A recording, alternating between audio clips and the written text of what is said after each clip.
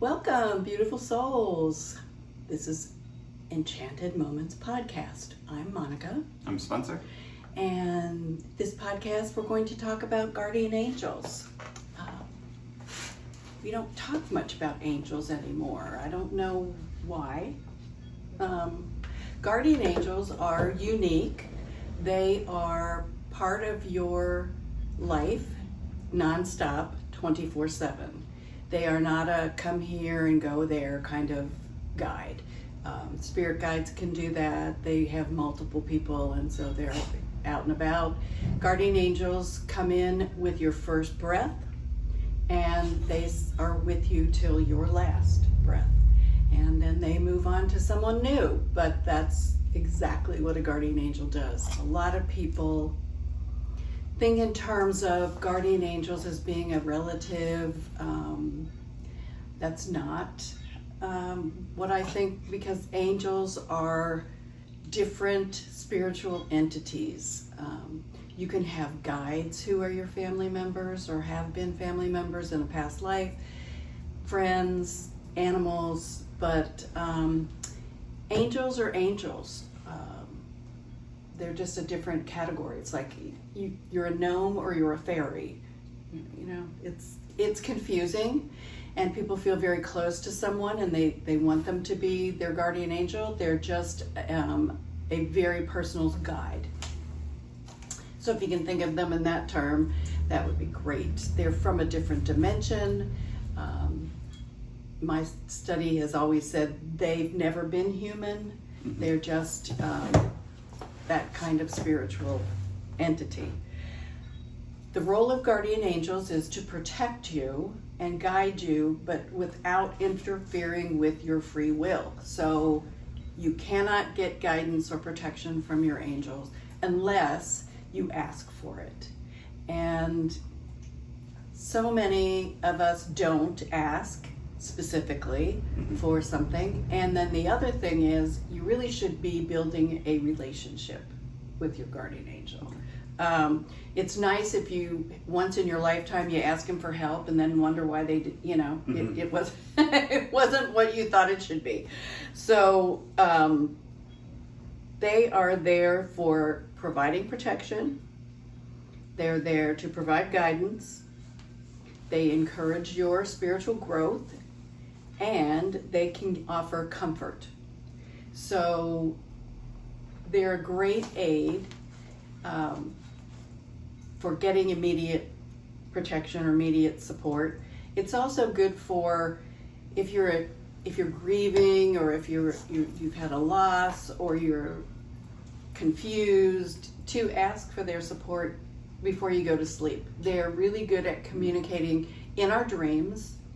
So anytime you have a specific question or you want something from them, just extra comfort or whatever, just ask before you go to sleep. Oh, yay! Yeah, all over me. Okay, yippee. Should have asked my guardian angel. Yeah, really? Can you protect us from the sneezes? I know, anyway, I had to wash out my clothes last time from Tank. This time it's you. Okay. There are some ways that you can build a relationship with your guardian angel. Where were you? Just like you would do with any other spiritual guidance. So if you already communicate with your guides, just add your guardian angel. So set aside some time every day to just put your thoughts out there, ask for their support and guidance. If you have something specific that day, then ask that specific question. But you can use an affirmation or a prayer to set the tone for the day, or before you go to sleep. It's really when you seem to have more time.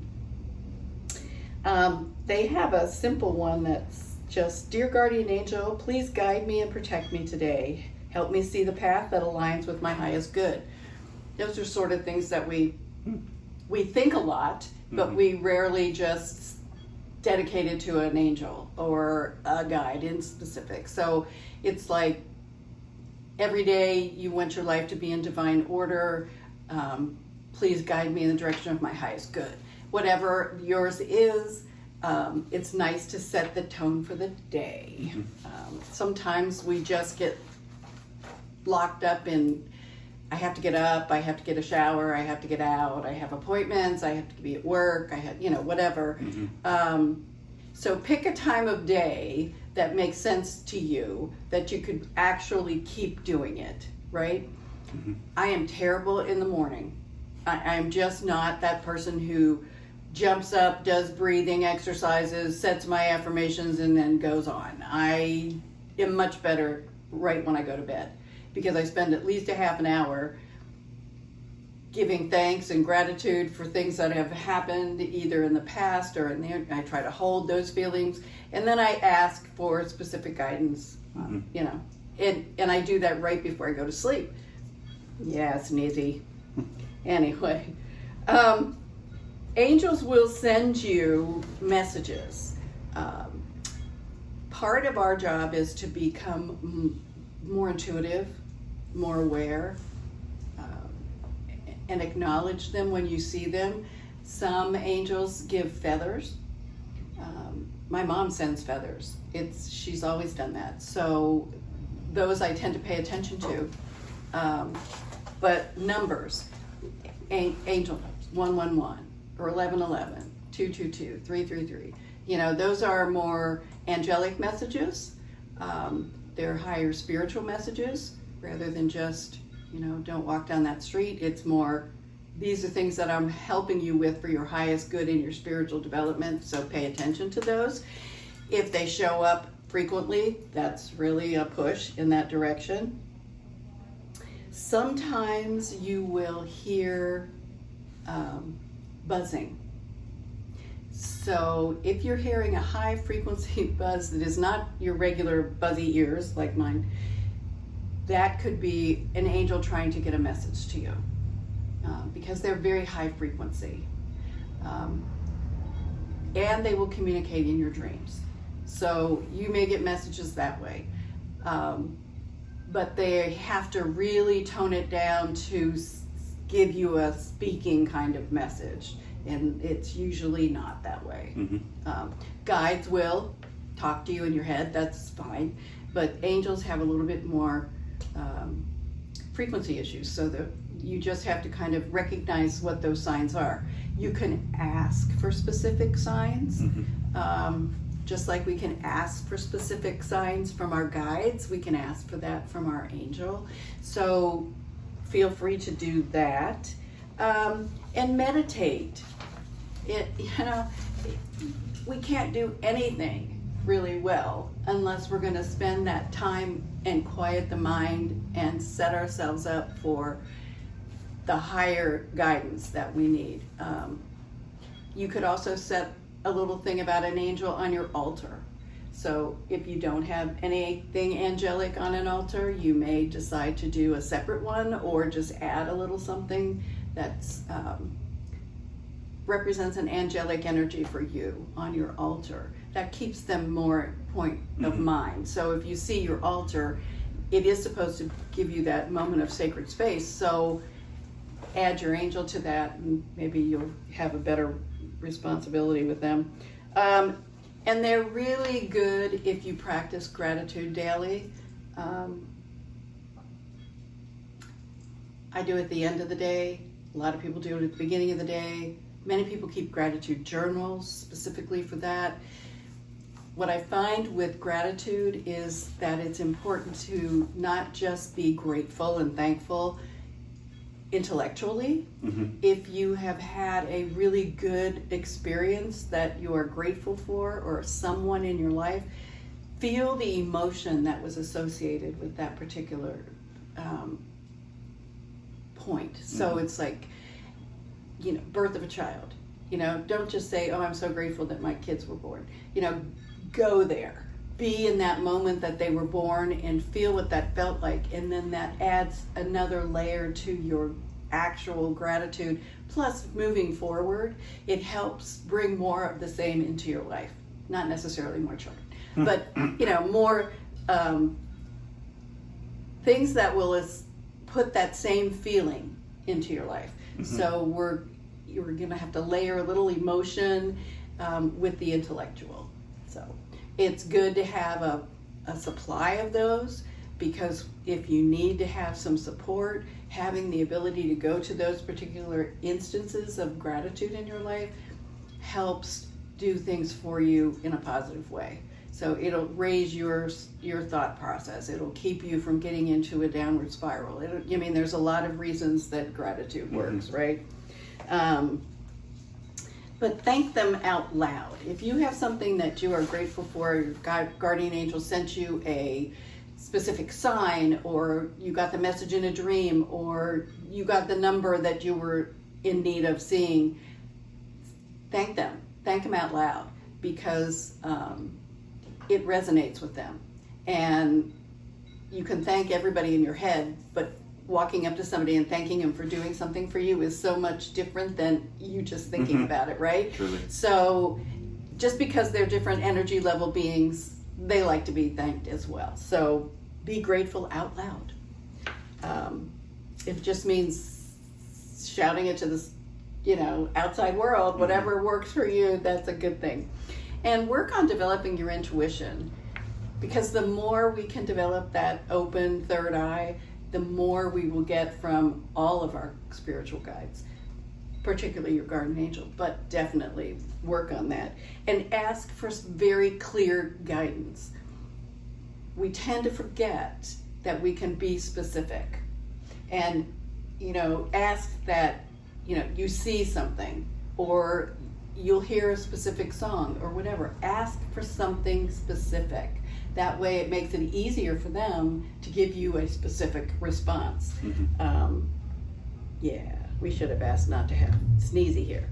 And maintain a positive mindset.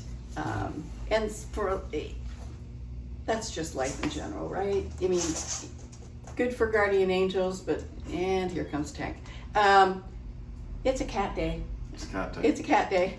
What can I say? Yeah, crash. Surround yourself with positive people, positive animals, things that are going to go your way. It gives a fertile ground for increasing that. So it's like putting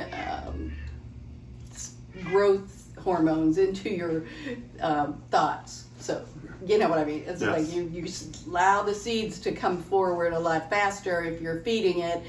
So keep that going. Also, if you're not familiar with angels in general, or what role they've played, or what they are and where they fit into their particular dimension, there's a lot of literature out there on angels. Just as we always say, be discerning. All of it is not, 100% correct. But if you want some things, I know Hay House, their angelic information is really good and positive.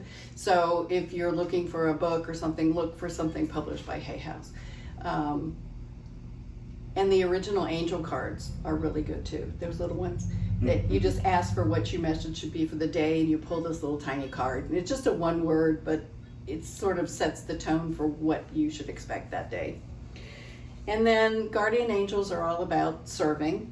So their expectation too is that we serve as well. So being kind and helpful to others is super important, because it puts our frequency higher. I mean, we should be here to serve others as well. So they like that.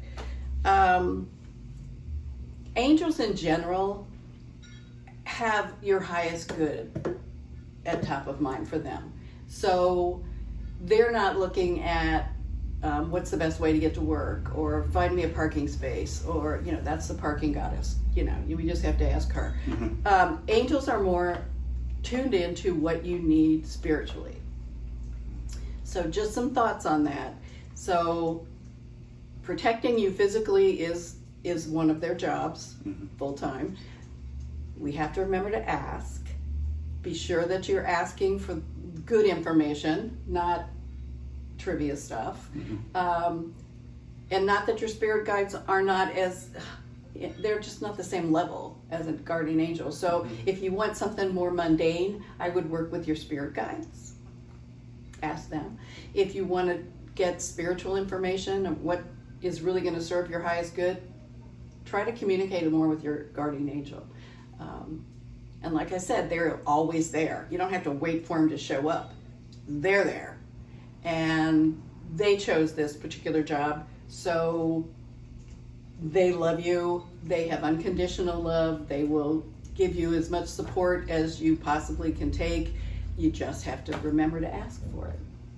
But guardian angels, you know, I always accuse mine of having to drink to be my guardian angel. But, you know, it's like, yeah, we have guardian angels, and they do have a sense of humor. So in case you you get a strange answer or a fun dream or whatever, they do have a sense of humor. Okay. They're not boring, just blobs of white light. And every single guardian angel, if you want to give it a name, they are happy to take whatever name you give them. And the way I see guardian angels is color. I don't see them as a figure. I see them as a color. So everybody's going to have their own experience. And at one point I saw them as a spiral of butterflies. And that was a very specific request that I had had. And it came, and that was great. But yeah, ask your guardian angel, how is it that, how can I see you? How can I be more aware of your presence and show me what you want me to see? And work with that, because if it makes it feel more real to you, then ask for something that's going to make it feel more real to you. Okay. Okay. Any thoughts? So I was going to ask about the name thing, how to figure out their name, because to me it's more real they give me their name than me assigning one. Well, because sometimes people just don't listen to what they're telling them. Anastasia, mine's Anastasia. Why? I don't know. That's what I got from them. And very royal blue color. So that's what I have. I remember your mother's was very peach colored. And she had twins, which I thought was interesting. I used to tell her it was because she was so much trouble. But not true, Robin, not true. But, you know, I don't know why. I've never seen it before or since. But yeah, just, you know, do a meditation. Sit outside and just clear your mind and say, I'd really like to know what you want me to call you. What is your name? You know, they may have some really fruity name that we wouldn't be able to even comprehend. So they'll probably just give you a normal one, and that's fine. I'd rather be crazy. It would be fun to be crazy. I don't even know how to say half their names. Right. When you read them, you're like, oh my God, you know, whose name is Sandalphon? You know, it's like, where did that come from? But yeah, and of course, we're talking guardian angels, but archangels are available to everyone. Right, and I was going to say, Yeah. like, Archangel Michael is not anybody's guardian angel. No. Because he's No, considered archangels are a higher level angel, if you want to go there, but they are able to be in multiple places at the same time. So they have a broader base that they can serve all at once. Yeah. So, you know, everybody can use an archangel, and they usually are very good at responding, particularly if you're having an issue. Good. And yeah, we use Michael all the time for protection, to get rid of things that we don't know how to get rid of. Is because we're not feeling safe, right? Raphael is mostly used for healing, and associated with that emerald green color. So that's, you know, interesting for healing and the heart. Raphael is communication, because Raphael is the voice of God, is what, you know, his. Wait, who's healing? Did I just give it backwards? I don't know. Oh my God. Raphael is healing in emerald green. Oh my God, I am having a total brain fart. Gabriel? Gabriel, thank you, with the horn. Voice of God is Gabriel. Thank you. Mm-hmm. I'm having a bad day. It took me an hour to get here. I was on every detour. The detours had detours, which was, for me, is very confusing because I'm not good with directions. I saw parts of this area that I've never seen before. Anyway, if you have questions about angels, like I said, Hay House publishes lots of good books on the subject. Be discerning. Angels are not vindictive. Angels do not punish. Angels are only there for your highest good. So use them. Be more in a relationship with that guardian angel because they will always be there for you. And if you have questions, come on in and give us a chat or write us a message online. We're here to try to support you. So thanks for joining us and have a great week. Thank you.